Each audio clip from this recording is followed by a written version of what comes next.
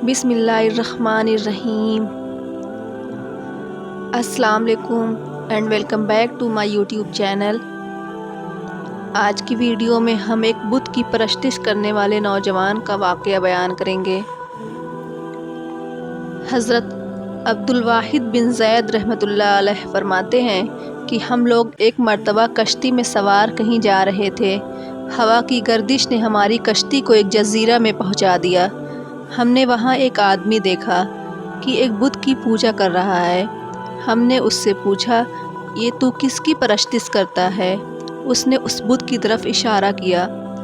हमने कहा, तेरा माबूद ख़ुद तेरा बनाया हुआ है और हमारा माबूद ऐसी चीज़ें बना देता है जो अपने हाथ से बनाया हुआ हो वो पूजने के लायक नहीं।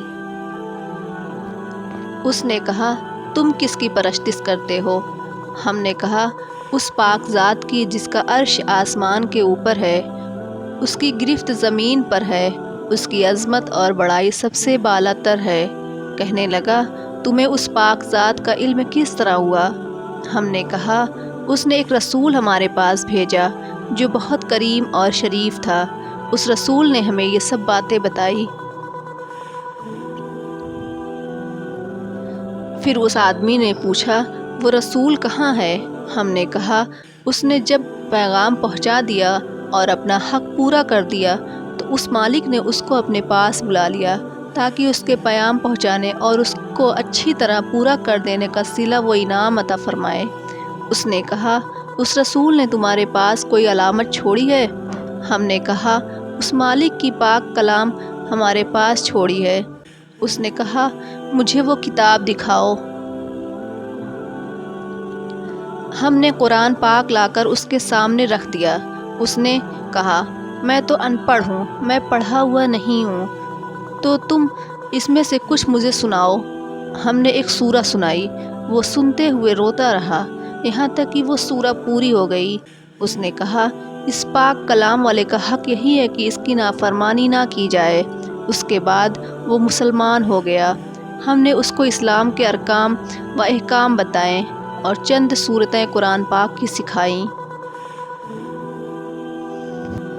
जब रात हुई, इशा की नमाज़ पढ़कर हम सोने लगे तो उसने पूछा कि तुम्हारा माबूद भी रात को सोता है?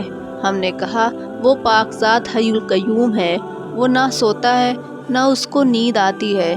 वो कहने लगा, तुम किस कदर नालायक बंदे हो कि आका तो जागता रहे और तुम सो जाओ।